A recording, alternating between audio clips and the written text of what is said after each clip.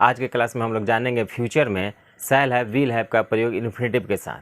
जिस हिंदी वाक्य के अंत में धातु के साथ ना होगा, ना पड़ेगा या ना होगी, ना पड़ेगी लगा रहता है, तब ऐसे वाक्यों का अनुवाद शैल या विल के साथ हैव तथा इन्फिनेटिव के सहायता से किया जाता है। वाक्य में पहले हम सब्जेक्ट लिखेंगे और फिर सब्जेक्ट के अनुसार शैल या विल का प्रयोग होगा। हम वाक्य में शैल का प्रयोग करें या विल का प्रयोग करें, दोनों ही के साथ हैव का प्रयोग करना आवश्यक है। फिर उसके बाद से इन्फिनेटिव का प्रयोग करेंगे।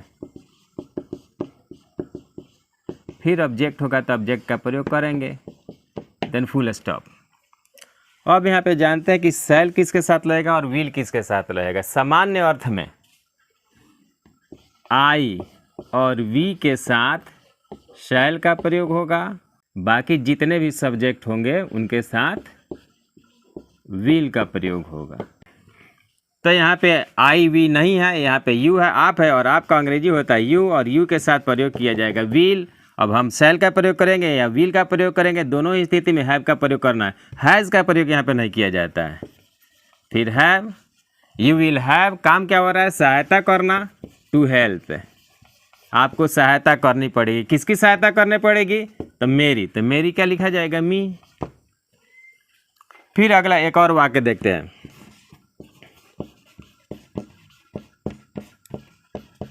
हम लोगों को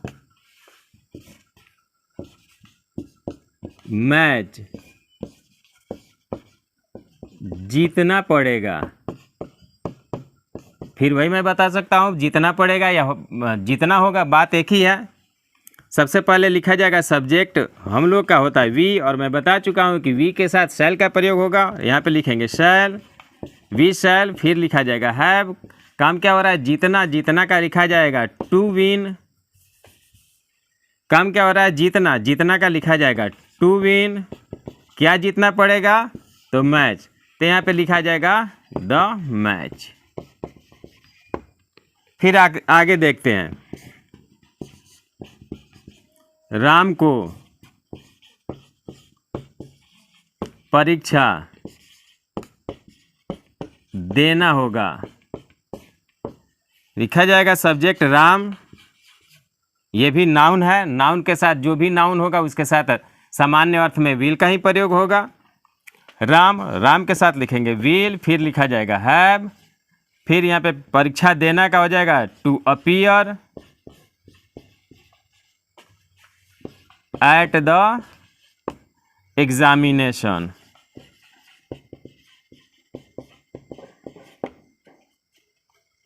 तो चलिए आगे बढ़ते हैं नेगेटिव सेंटेंस में। नेगेटिव सेंटेंस में स्ट्रक्चर को देखते हैं। सब्जेक्ट, फिर यहाँ पे शैल या विल, फिर इसके बाद से नोट दे दिया जाएगा। शैल और विल के तुरंत बाद नोट देंगे, ध्यान दीजिएगा। और फिर उसके बाद से हम यहाँ पे लगाएंगे हैव। फिर उसके बाद से इन्फिनेटिव दिया जाएगा, और इन्फिनेटिव के बाद से वाक्य में ऑब्जेक्ट होगा तो ऑब्जेक्ट देंगे, अन्यथा फुल स्टॉप देंगे। मैं फिर बता दे रहा हूँ, आई और वी के साथ ही शैल का प्रयोग होगा सामान्य अर्थ में। ये बदलता है, कब बदलता है, जब वाक्य में अवश्य लगा रहेगा तो आपको अवश्य मेरी मदद करनी पड़ेगी, तब हम यहाँ पे बदल देंगे। आई वी के साथ विल हो जाएगा, बाकी के साथ शैल होगा। लेकिन सामान्य अर्थ जहाँ स्पष्ट होगा वहाँ पे आई वी के साथ शैल रहेगा, बाकी सबके साथ विल लगेगा।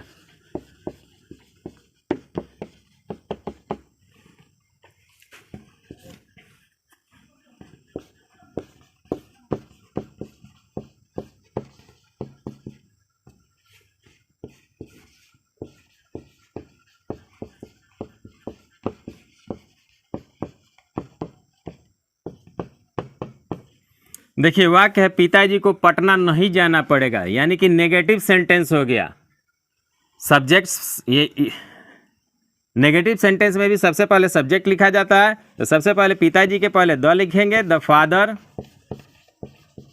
फिर इसके साथ लिखा जाएगा विल, फिर नहीं के लिए लिखेंगे नॉट, फिर दिया जाएगा हैव। काम क्या हो रहा है, जाना, तो जाना का लिखा जाएगा इन्फिनेटिव बनाएंगे टू गो, कहाँ जाना, तो टू पटना। यहाँ पे देखिए वर्ब के पहले टू का प्रयोग हो गया तो ये इन्फिनिटिव बन गया, लेकिन नाउन के पहले टू का प्रयोग हो गया, ये इस प्रीपोजिशन का प्रयोग हो गया तो ये कि दर्शा रहा है की ओर, की तरफ, यानी कि पटना की तरफ जाना। किसी जगह की तरफ जाने के लिए टू का प्रयोग करेंगे और किसी जगह से वापस आने के लिए हम फ्रॉम का प्रयोग करेंगे। जैसे पटना से आना, कम फ्रॉम पटना। फिर आगे देखते हैं,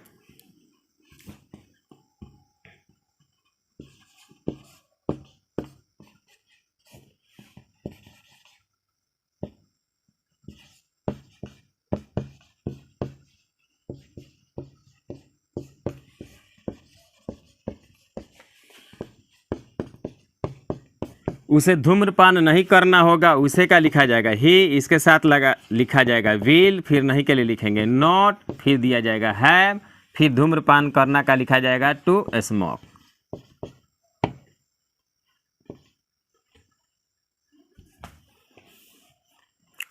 हैव के बाद लिखा जाएगा टू स्मोक,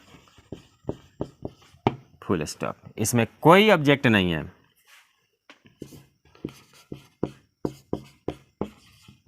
मीरा को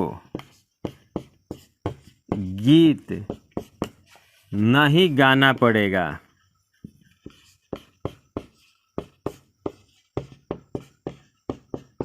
सबसे पहले सब्जेक्ट लिखेंगे मीरा, मीरा एक नाउन है, इसके साथ भी लिखा जाएगा विल, विल के बाद से लिखा जाएगा नॉट, फिर नॉट के बाद लिखेंगे have to sing a song. अगला सेंटेंस होगा इंटेरोगेटिव यानी प्रश्नवाचक वाक्य। इंटेरोगेटिव दो तरह के होता है, एक होता है यस नो इंटेरोगेटिव जिसको क्लोज इंडेड क्वेश्चन कहते हैं, और दूसरा होता है WH क्वेश्चन जिसको ओपन इंडेड क्वेश्चन भी कहते हैं। सबसे पहले क्या के लिए शैल का प्रयोग करेंगे या विल का प्रयोग करेंगे, फिर इसके बाद से सब्जेक्ट लिखेंगे। सब्जेक्ट के बाद से नॉट का प्रयोग होगा तो नॉट, नहीं का प्रयोग होगा वाक्य में तो नॉट देंगे, अन्यथा नहीं, ये ऑप्शनल है। फिर इसके बाद से हैव देना ही देना है, फिर हम इन्फिनिटिव बनाएंगे, फिर उसके बाद से वह ऑब्जेक्ट होगा तो ऑब्जेक्ट यहाँ पे प्रयोग करेंगे, प्रश्नवाचक चिन्ह। अंत में ऐसे वाक्यों के इंटेरोगेटिव सेंस देने के लिए मार्क्स साइन ऑफ इंटेरोगेशन जरूर दिया जाता है। वाक्य देखते हैं,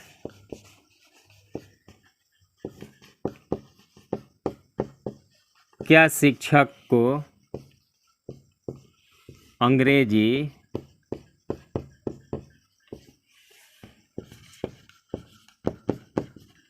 पढ़ाना होगा?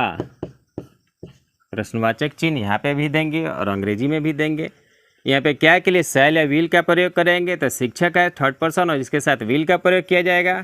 पहले लिखेंगे विल, फिर लिखेंगे शिक्षक के लिए द टीचर, फिर इसके बाद से अगर नहीं का प्रयोग होता तो हम यहाँ पे नोट देते, या अगर नहीं का प्रयोग नहीं है फिर लिखा जाएगा हैव।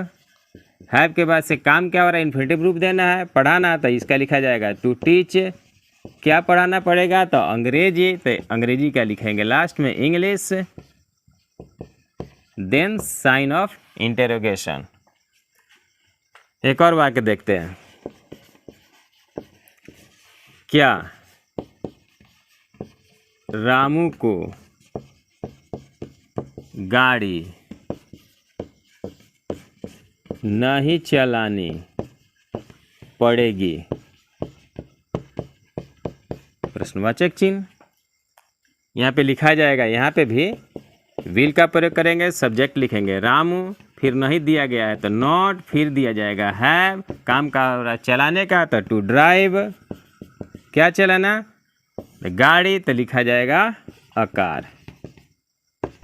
क्या मुझे बाजार जाना होगा? तो मुझे का आई होता है और आई के साथ शैल का प्रयोग होता है। सबसे पहले लिखेंगे शैल, मुझे का लिखेंगे आई, फिर इसके साथ लिखा जाएगा हैव, जाना का लिखेंगे टू गो, फिर लिखेंगे टू मार्केट।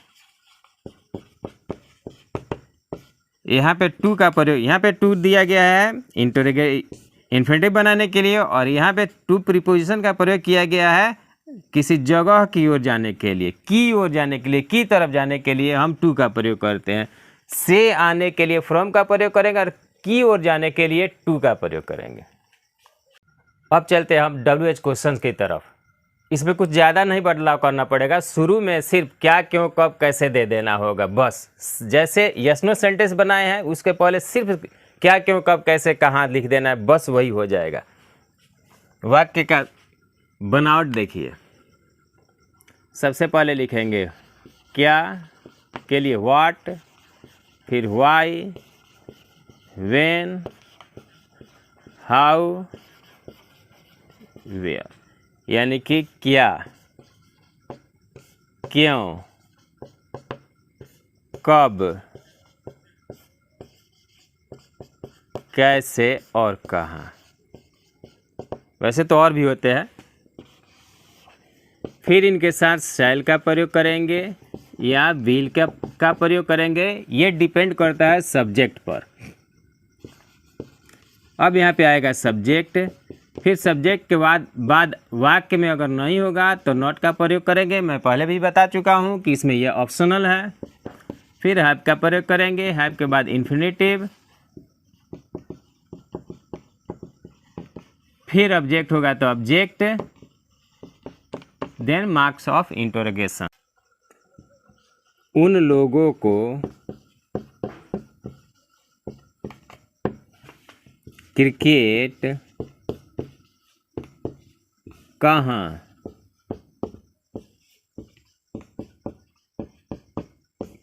खेलना होगा। तो सबसे पहले वाक्य के बनावट के अनुसार क्या, क्यों, कब, कैसे, कहाँ ढूंढना है। तो यहाँ पे इस्तेमाल हुआ है कहाँ, और कहाँ का होता है वेयर। सबसे पहले लिखेंगे वेयर।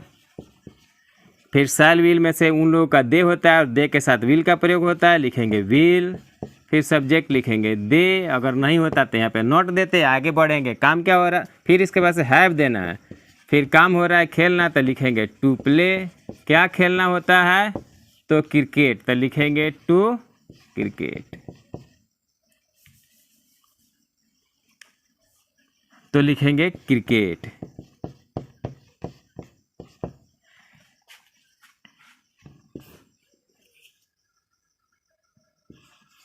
उसे घर क्यों नहीं बेचना होगा। सबसे पहले लिखेंगे क्यों, क्यों का लिखेंगे वाई। फिर यहाँ पे उसे का ही होगा तो इसके साथ भी लगेगा विल। उसे का लिखेंगे ही, नहीं के लिए लिखेंगे नॉट। काम हो रहा है बेचना तो लिखेंगे टू सेल। क्या बेचना होगा, तो घर, यहाँ पे लिखेंगे द हाउस।